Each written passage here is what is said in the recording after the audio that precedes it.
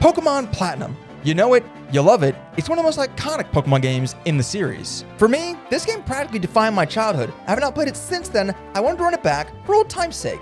The only problem was that one of the games still feel as fresh, exciting, and challenging as it did back then. So I came up with the perfect solution to change literally everything about the game. Hi, my name is Thomas, and today I'm playing Pokemon Platinum, but I randomized the entire game. That's right, while Pokemon, trainer battles, items, even trainers' names have all been made completely random. And in case that's not enough, we'll also be doing a nuzlock. Very quickly, for those who don't know, a nuzlock is a Pokemon challenge that introduces mainly 3 self-imposed rules to your game to spice things up a bit. The first rule is that when one of your Pokemon faints, it's dead. You can't use it anymore. Second, you can only choose the first Pokemon you see per route. No picking and choosing. And finally, third, and perhaps most importantly, you have to nickname each Pokemon on your squad. That way you grow emotionally attached. So when you inevitably screw up and lose one of them, it hurts that much more. So that's the idea. Pokemon Platinum. And it's randomized. And it's a nuzlock. Look, nothing revolutionary, but still loads of fun. So without further ado, this is my Pokemon Platinum Randomizer Nuzlocke. Our journey begins in the lovely town of Twinleaf, where we are greeted by our friend and childhood rival, Chat.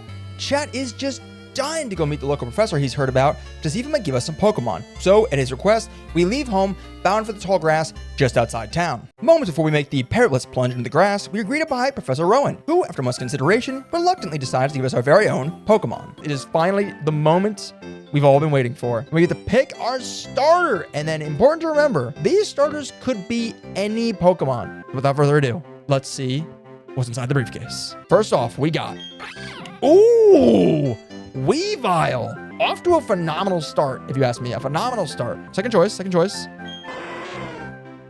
That right there is my favorite Pokemon ever. That is insane. Just so we're clear, this is fully random. I did not set this up like this. There couldn't have been anything possibly better than that. But let's see what Pokemon number 3 is. Pokemon number 3 is a why not? See, that's much more what I was expecting from this. As if there is even a question here, I'm taking my GOAT, Arcanine. And just like that, I have my very first Pokemon, which so happens to be my favorite Pokemon, Arcanine. Of course, now that we have Pokemon, Chat decided now would be a good time to challenge us to a battle. Although we're going to breeze right past that because he chose why not, and you can imagine how that went. After our battle, we have a few boring things to do, like saying goodbye forever to our mother, going on a little date to the lake with Chat, and meeting the professor over at his lab so we can get our Pokedex, some Pokeballs, and give a nickname to our amazing Arcanine, who shall henceforth be known as Regal. From here, Regal and I march straight onto the open road of Route 201. We have our first true wild Pokemon encounter in the form of a Hitmonchan. We caught Hitmonchan and fittingly named him Rocky. Moving along, it is now that our scrappy team faces our first real obstacle, a trainer battle. And you know, this is a great opportunity to really set the stakes here, in case it wasn't very clear already. Ordinarily, the first couple trainer battles you face are not that big of a deal, but herein is what is so fun about the randomizer. Since all Pokemon are randomized, these early game battles go from practically a layup easy to possibly game-ending bloodbaths. Given that there's a chance that we could face final evolutions or even legendaries, each battle basically becomes a gamble, a spin on the old Pokemon slots, if you will. Get a great spin and you're facing Magikarps and Weedles. Get a bad spin and you better start writing the eulogies. But don't worry, it's fine. Nothing bad's gonna happen in our very first battle. I hope. And this is where it's gonna get crazy. This trainer could have literally anything. Huge. Fortunately, things go just fine for us as battle number 1 had us facing a Skorupi, and we of course get the easy first win. As for the rest of the route, things continue coming up 7s for us, as the next trainers we face have a Glaceon and Mankey respectively, which Regal dispatches with ease. Past Route 201, we cruise through the largely unimportant Jubilife City and immediately towards Route 203 so we can get to Oreburgh City and claim our first gym badge. However, lest we get ahead of ourselves, our rival Chat once again makes an appearance and demands we battle against his now vastly improved team. Sadly for him, the result here is much the same as it was the first time around. Continuing on to Route 203, we get our next encounter, which as luck would have it, winds up being a Nidoking, who we of course name Big Guy. With Big Guy's added power, we practically breeze through the trainers covering the rest of the route, as well as inside Mount Coronet. Although I would be sort of lying if I didn't mention the brief scare we had when one trainer whipped out their Darkrai. I got a Nifty-Keen gym badge from the gym leader in Oreburgh City. Oh yeah? Let's see if you deserved it. Oh my. Yeah, I think you deserved it. But thankfully, Rio and Big Guy took care of it like the champions they are soon to be. Arriving in Orberg City, it is now time for us to take on the Orberg City gym leader, Rourke. After getting a few new encounters, our team now features the additions of Yaya the Wingull, Sansel the Sandshrew, and Smoker the Coughing. While our team might seem like overkill, when you remember that all it takes is one bad spin, one crazy Pokemon to be placed in Gym Leader Rourke's hands, and you'll understand why I was so incredibly nervous about this first gym battle. Regardless, we charge into the gym and the battle is on. Miraculously, Rourke opens with a Paris, who Big Guy easily takes care of. He then follows with a Ladybug, who suffers a similar fate. Boom! First two done. Easy. But what about the third? Rourke sends out his final Pokemon, and it's a Loudred. Huh. And wouldn't you believe it, just like that, we defeat Rourke, and Big Guy hardly has a scratch on him. Now, I know what you may be thinking, what a boring fight. And sure, but remember, we like boring. Boring is a luxury, a privilege, a gift. One would be wise to appreciate if you want this adventure to avoid coming to a premature end. Fast forward a little bit and we're in Floroma Town, a peaceful place full of meadows and flowers where it's as beautiful as it is tranquil. Or at least it was until we learned Team Galactic has taken over the nearby Windworks building and is holding hostages. So being the exemplary citizen that I am, I head on over to put a stop to this. Thanks to the help of Gorse the Torterra, who we picked up after backtracking to Lake Verity earlier, we fight through the goons inside the Valley Windworks until we meet one of their commanders, Mars. I think it'd be more appropriate to chalk up Mars as a commander in training because her squad of Remoraid and Poliwhirl looks like pebbles compared to the mountain of a Pokemon that is Gorge. With relative ease, we send Team Galactic packing and are able to get back to our journey. Now, I gotta tell you, stepping back onto the road and preparing to face the trainers ahead, I couldn't help but note the incredible luck we'd had so far. While yes, it was still early in our story, we'd already faced dozens of trainers at this point, and aside from the previously mentioned Darkrai and a mildly scary bite, it'd been relatively smooth sailing. I was starting to wonder if the randomizer wasn't going to give me the challenge I was hoping for. Maybe I'm just... shoot. Hold that thought one sec. Looks like little Timmy over here wants the battle. This shouldn't take long. Well, let's get that to Yaya. And see... Oh my... Okay, all right. Let's calm down real quick. Let's calm down. Fuck. I know it's a little early for a callback, but you remember like literal moments ago when I said that cheesy line about liking boring and how it was a gift or a luxury or privilege or whatever? Yeah, I remember too. I mean, it's a Rayquaza. He's going to outspeed us for sure. Really? That's surprising. That's not great. Twister's fine. Twister's totally fine. I will take that all day. That's a great... Oh my God. Relax, dude. I'm all but convinced there's no Dragon Rage. I think we're fine. Oh, I think we just... Dude, that could have been... Damn! Why is he hitting so many crits? I'm just gonna... Don't crit. Please don't crit. Please don't crit. Please don't crit. Oh!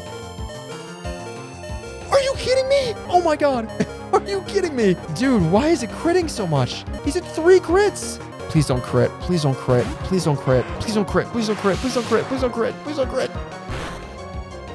Okay. I gotta pray. If we lose Regal, I'm gonna be so bummed. Please flinch.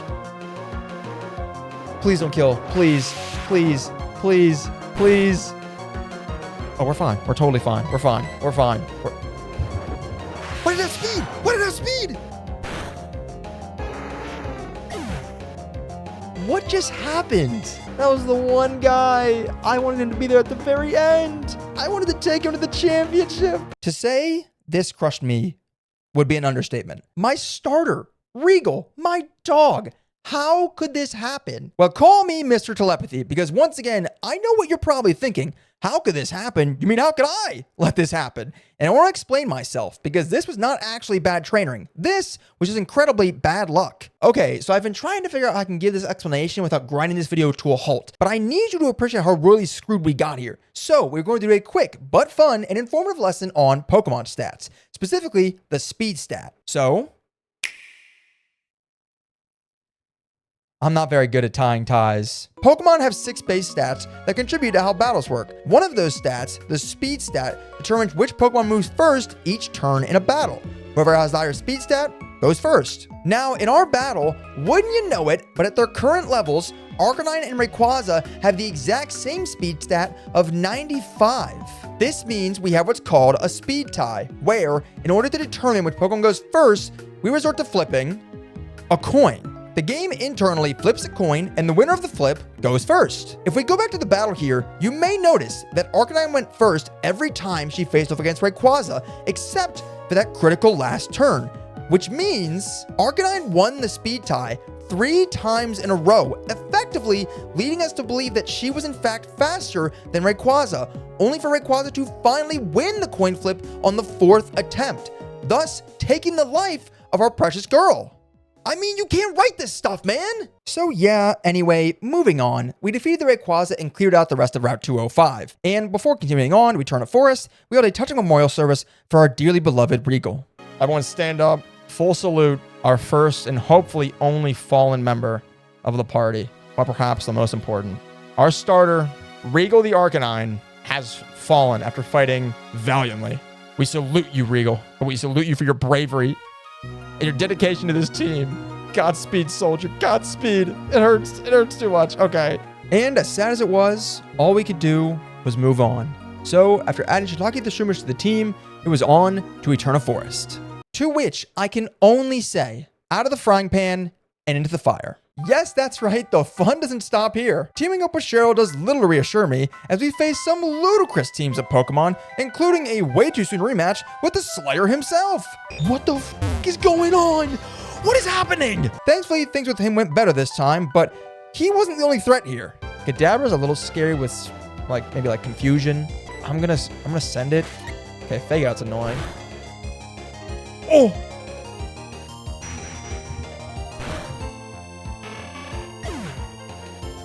Yeah, we lost Yaya. This one actually hurt a lot more than I thought it would. Sure, our time together was pretty short, but man, I'd started to go pretty attached. It was disheartening to say the least, dealing with another loss so close on the heels of our first tragedy. But eventually, we made it out the forest and thanked Cheryl for nothing as we left.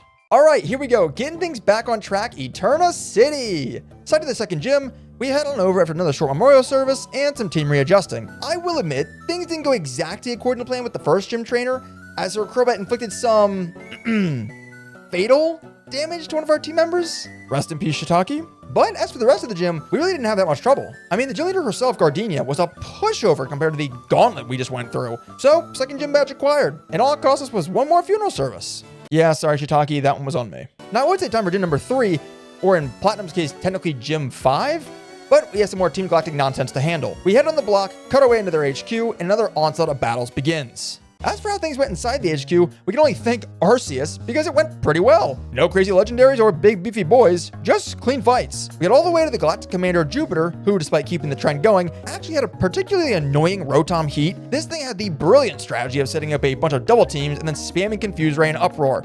Awesome. Some strategic switches and careful crit dodging later, we finally KO'd this discount microwave and the battle was won. A hostage and some Pokemon now freed, it's time for us to hit the road. What now follows between Route 206 and Heart Home City is a series of highs and lows that only serve to provide me with a nice, concentrated dose of severe emotional whiplash. And the best part of it all, way more lows than highs.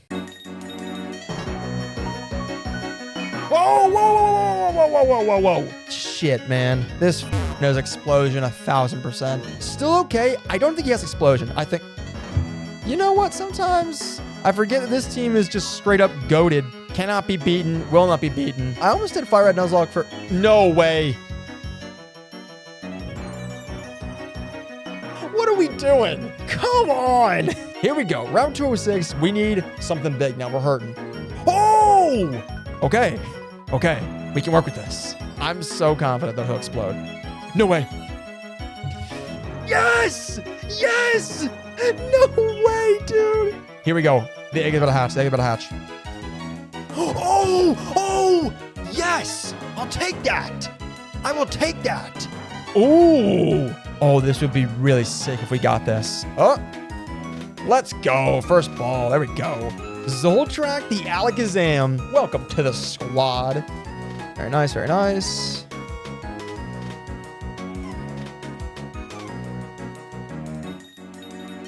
What have I done to deserve this? I'm gonna say it. I'm gonna say it. Self-destruct is a stupid move. It's a stupid move, and I hate it, and I want it out the gates. But anyways, we're here.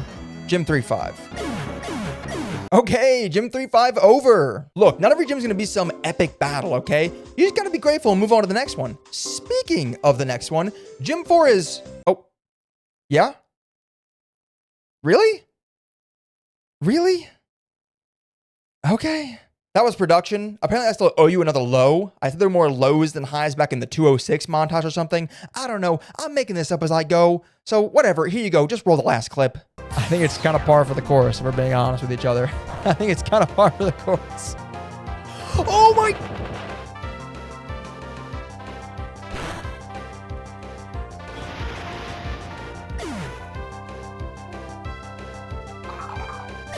This has to be a joke. This has to be some kind of joke. How does this keep happening? Ooh, sorry about that. Had to cool off for a minute. Where were we?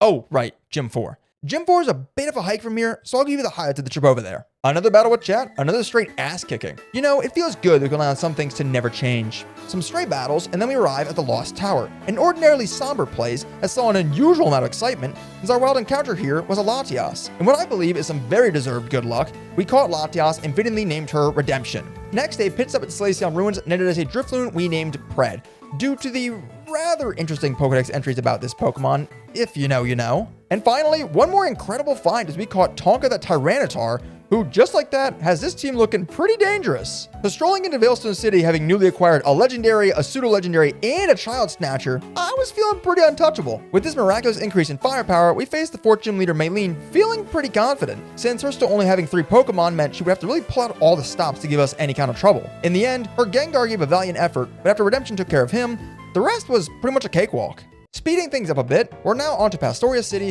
where along the way we caught Zippy the Crobat and Art the Empoleon, further strengthening our increasingly impressive lineup. Right as we are about to take on Crash Awake in the 5th gym, Chat phases in for his weekly beatdown. And a beatdown it was, just not for him. I guess he got tired of all the crazy shit we were talking because this time, he came to play. And man, did I ever pick a bad time to turn my brain off and go into autopilot, because that's the only excuse I can think to give for this all-time blunder of a play. We're going to stay in. We're +1 attack. We've got the Earthquake. I feel very strongly about... Ooh.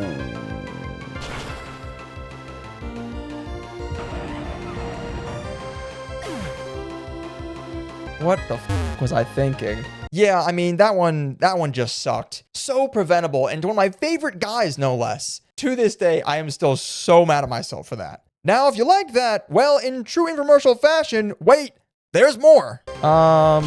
Yeah, this is just not, it's not good, man. Not good. All right, let's go with big guy. Let's go with big guy.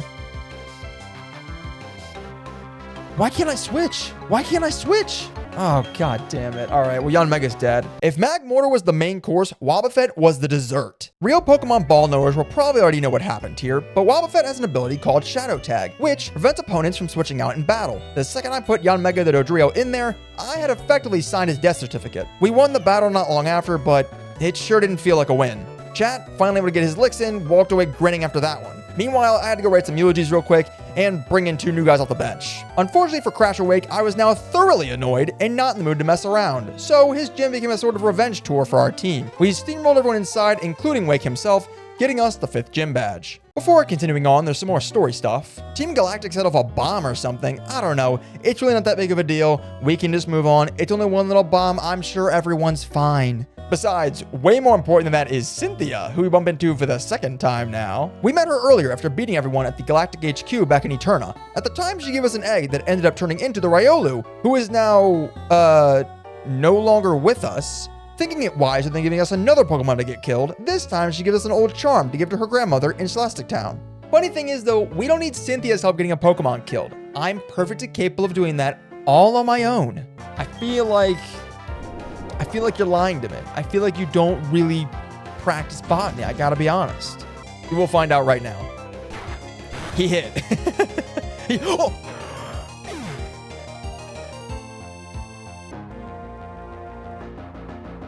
I'm gonna kill every trainer. I know. Why do I keep getting the strongest Pokemon on my team murdered? I don't know, man. I'm not doing this on purpose, I swear. I know Bide is strong, but my brain, I was just thinking, Legendary is strong. Bide nothing to Legendary. Legendary take hit like it nothing. If it wasn't for Cynthia, we wouldn't even be here. Eventually, we find Cynthia's grandmother and give her the old charm. She encourages us to take a look at the old ruins that the town is famous for. But as she's in the middle of telling us about them, Cyrus, the Team Galactic leader, interrupts us and we're forced into a battle. Cyrus's lead Pokemon Lantern was easily dealt with. However, this guy's Tauros was on something, man. This bull had to be genetically modified because he was dishing out haymakers. He got our Shift Tree Bluster under half HP with 1 takedown, and Pred, the now Driftblim, was getting slowly pummeled by a barrage of paybacks. So I did what I thought was a smart move and brought out Big Guy. Yeah, you might want to look away for this one. Go Big Guy, go Big Guy. Don't be stupid. We're not losing another round. These shareholders will be so pissed. Stocks are up. They almost just plummeted.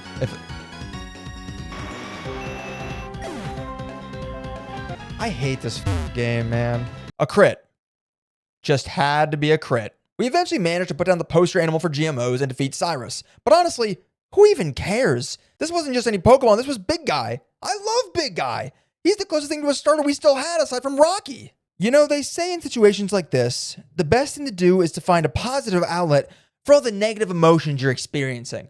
Well, it just so happens Gym 6 is available to us now, so let's go nuke the place. And nuke it we did, as pulling up to Canalife City, it was on site. Our team made quick work of Byron, getting us that shiny new gym badge. Repeating the events of the last gym, another bomb now goes off, and this time, I gotta put my foot down. 1 bomb I can let slide, but 2 bombs? You're pushing your luck. Over at Lake Valor, or rather what was Lake Valor, Team Galactic had blown all the water straight out of the lake, leaving only the wet, sad, Magikarp-filled lake bed behind. At the now accessible bottom of the lake, we find the final Team Galactic commander, Saturn. She explains their plot to capture the 3 mythical lake Pokemon, which they seem to already be succeeding at. So while largely pointless, we still give Saturn a nice walloping before flying off to check on Lake Verity. Unfortunately, we're also a tad late to Verity, as Team Galactic captured the lake Pokemon here as well. We do get a nice reunion with Commander Mars though, who can't wait to run it back after how our first meeting went at Valley Wind Works. The team and I are happy to oblige her, and while she puts up a better fight this time thanks to her new Darkrai, seems to be a lot of those going around, the result is much the same. Of course, now we have to check out the last lake, Lake Acuity,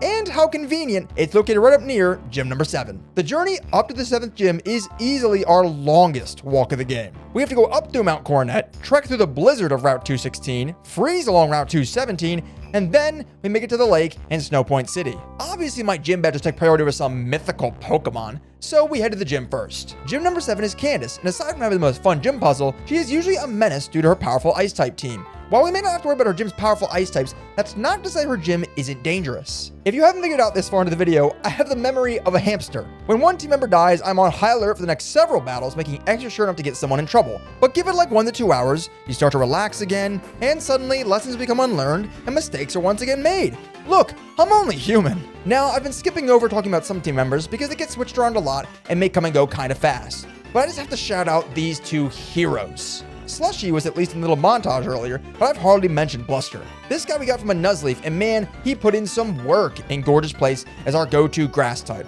Gotta salute these 2, they were some absolute beasts. And f*** you, Porygon 2, I didn't know you had Signal Beam, that was some bullshit! So now, big funeral, team adjusting, Candace fight. Decent team, scary Latios, nah, I'd win.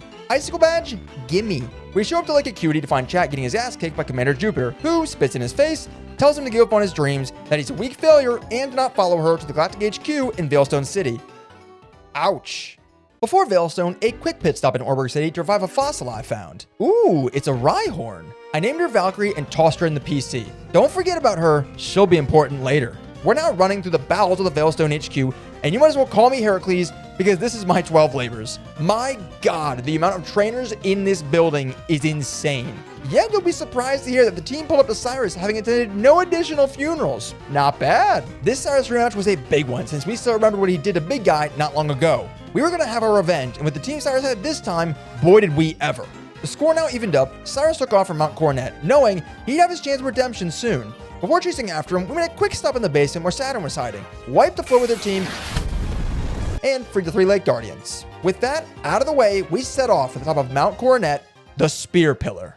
Real quick, I just gotta say, the Spear Pillar is easily one of the coolest areas in Pokemon. The vibe here is just so unique. It just has that sort of grand, menacing presence that feels so fitting for this climactic point in the story here. Anyways, Mars, Jupiter, and Chat are waiting, so let's get into this double battle. Damn, beautiful.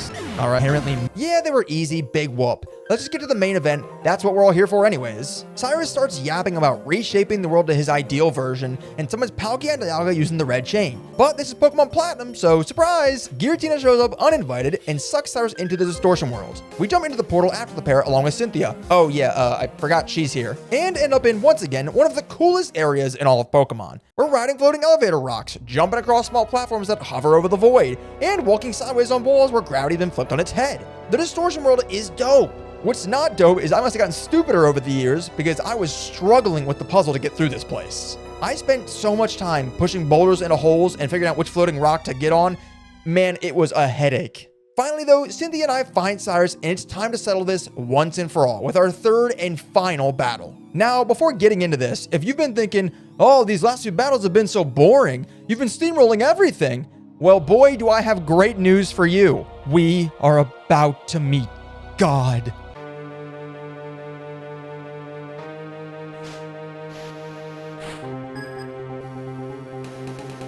Cyrus kicks things off with a cheeky little Lickitung, who deals some damage, but nothing the team can't handle. Next, a Buizel. One-shot Woodhammer. Get serious. After that, a Politoed. Again, gets some little hits on Tonka, but she's going beast mode, so we're good. Penultimate Pokemon, a Corphish. And listen, I already hear you. Thomas, you just said we're gonna meet God. What a load of... Told ya. In a crazy last-ditch effort, Cyrus brings out Dialga. Not sure where the hell he got him from, given where we are right now. Look, our team is pretty strong, but this thing is scary. If there was ever a time to lock in and get our guys home safe, now was the time. Against the god of time. Father's already f***ed up. I might do an intentional sack here because I am extremely worried for the team. Father. Oh, this is not good, man. This is not good at all. That move does so much damage. It's crazy. That's not bad. That's not bad. We'll take that. That's not bad. For going any crits, I think we have it. I think we have it. Oh! Oh my god, he held on with a berry. Are you kidding me? Okay, I think Art is going to die from another Dragon Claw. We're going to switch. Okay, it's a bold play. I'm switching to Tonka.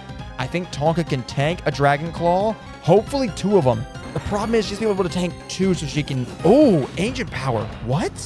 Why? Oh, shit, dude.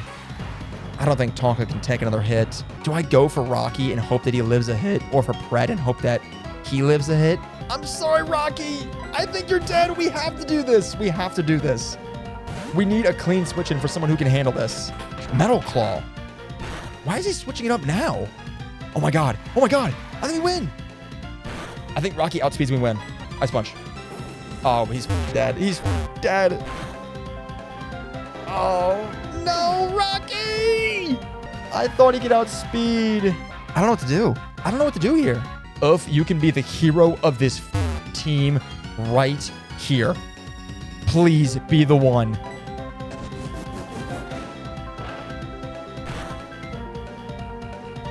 Oh my god. It doesn't matter what move we use, we just have to hit. We have to live and then hit. Please live this. Please, Tonka, please!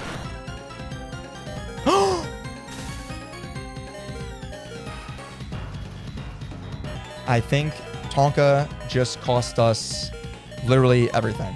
Tonka's gonna have to go down. We need a clean switch in for somebody else. We can't take a hit. So Tonka, if he either misses or you're dead. Yeah, he's dead. Oh my god. Oh my god. I can't believe this, dude. I don't think it matters. I think if we go Pred, he rips Ancient Power and it's over. It's over. It's over. It's so over. It's over. It's so over. And he got the Omni Boost. Oh my god. This is one of the worst things I've ever seen in my entire life. It's done. I mean, we can just rip Surf. It's over. It's over. He's still had another Ancient Power to go. Art! Art! Oh my god! Oh my god!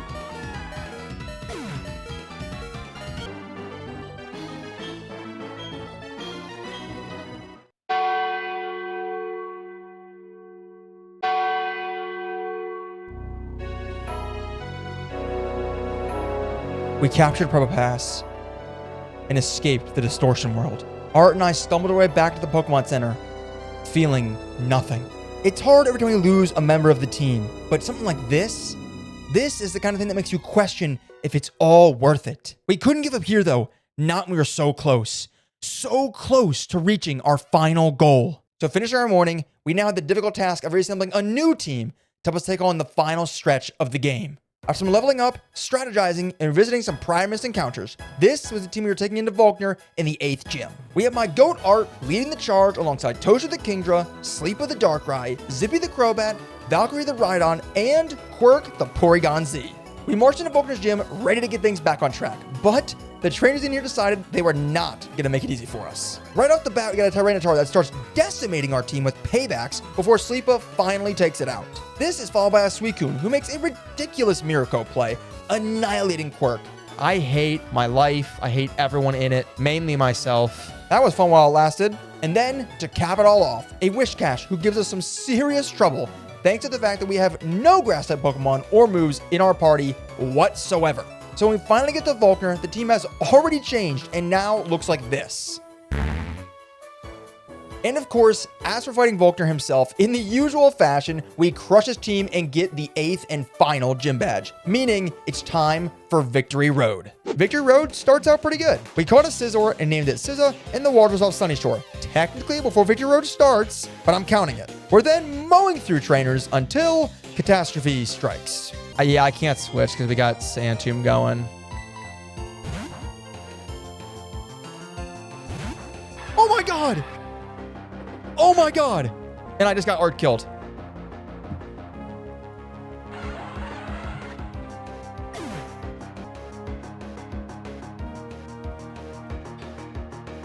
When did it wear off? I literally only did that because I was like, it's not going to work, so I'm just going to prove a point, and I'll click it and it'll say can't switch.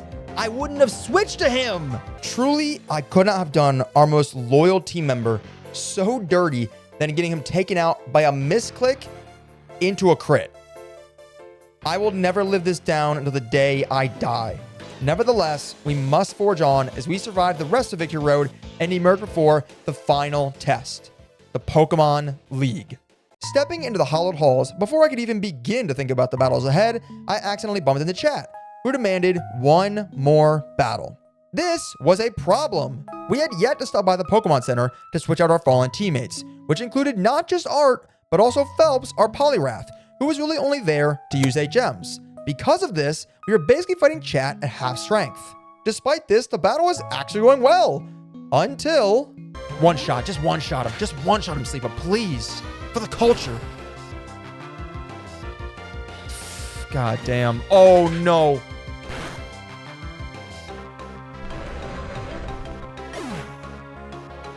Oh man. It sucks to lose another Pokemon right in front of the Elite Four, but considering the circumstances, Sleepa really saved us. He took out Chat's Deoxys and Frostlass, 2 very frightening Pokemon, and set up Valkyrie to sweep the rest of the team and get us out of that. Also, I just have to take a second to acknowledge that Wobbuffet has been an absolute plague on this team and is one of the most frustrating Pokemon I have ever had the displeasure of laying my eyes upon. But anyways, taking a step over to the PC, it was time to craft. We needed to craft the best team possible, a team that could handle anything thrown at it, because we have 5 straight battles ahead that could be literally anything. After an hour of theorizing and planning, I put together the best team I could muster. So, the team we were taking into the Elite Four was Huckberry the Spiritomb, Littleroot the Victory Bell, Valkyrie the Rhyperior, Scizor the Scizor, Toaster the Kingdra, and finally, Picasso the Swampert, who we caught in the water right in front of the Pokemon League and named in honor of the late, great Art. This was the team that was going to take us to the promised land. Let's do this.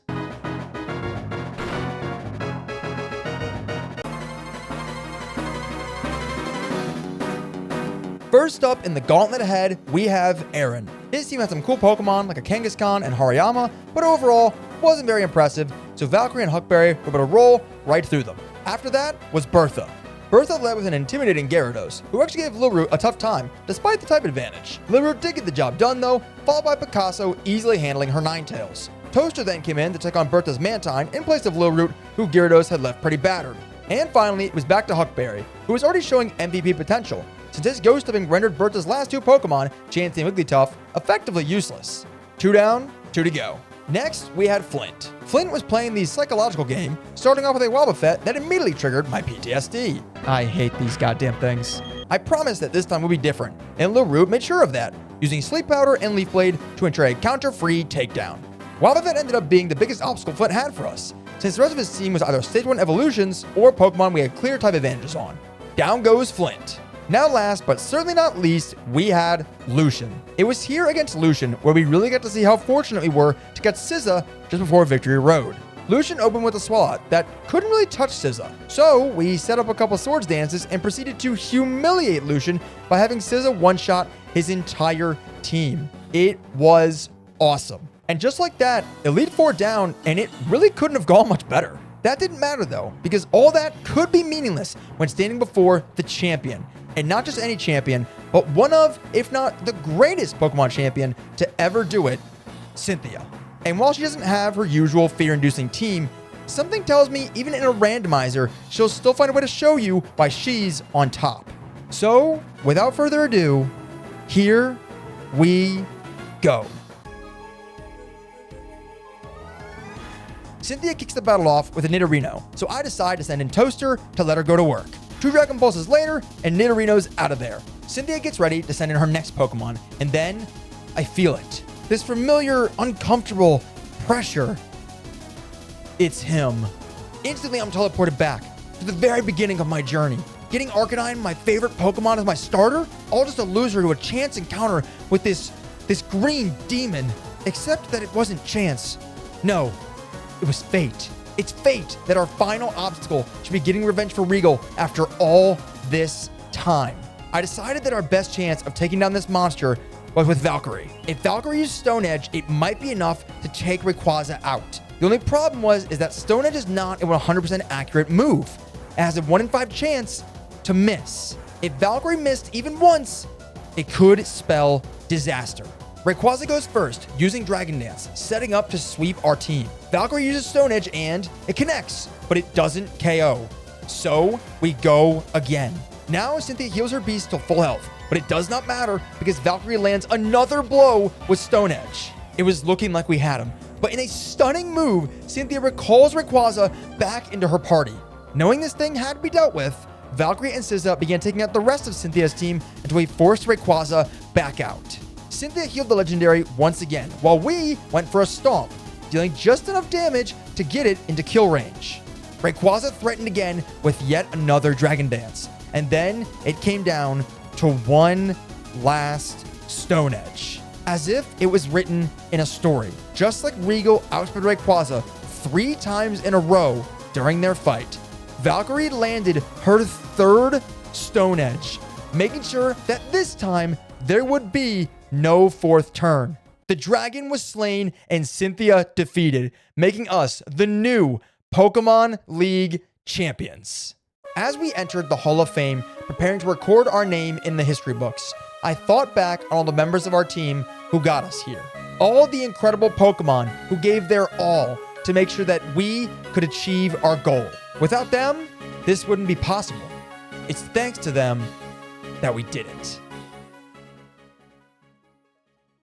If you made it this far in the video, thank you so much for watching. I hope you enjoyed it. This video took me a while to make, but I had a lot of fun making it. So if you did enjoy it, consider subscribing. On top of that, you can also check me out over on Twitch. So I actually got most of the footage for this playthrough was my live streams over there. So if you do want to come check me out, there are links down in the description. I'm currently playing Ocarina of Time for the first time. So if you're a Zelda fan, come hang out. It's a lot of fun.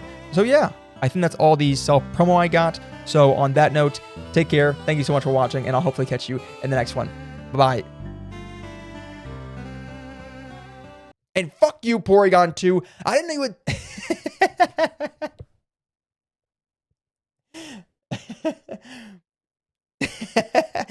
Okay. Okay, Jesus Christ.